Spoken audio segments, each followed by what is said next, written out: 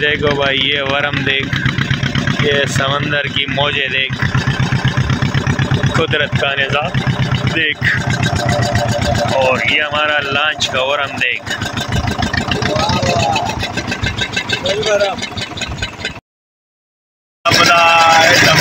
ये देखो, और ये एक मिनट, ये चाय पी लिया, और ये हमारा ईसा है, ईसा ने चाय पिलाया साथी ने, और ये हमारा नवाज भाई,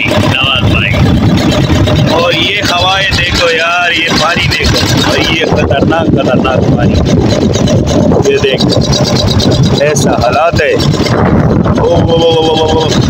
ऐसा हालात है, जा ही नहीं रहे, सारा पानी आ गया, देख पूरा पानी, और ये पूरा गीला है, ठीक है। इस वजह से पूरा हवा टेढ़ है, और बर्फ इतना है कि ना ढूंढा जा रहा है, जा सकते हैं, और ना हम चैन से सो सकते हैं, पूरा पानी आ रहा है।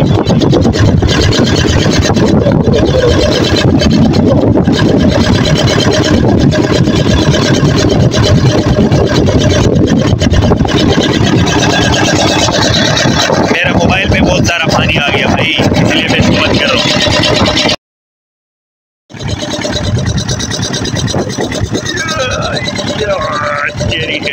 ये देखो भाई, वरम, देखो वरम।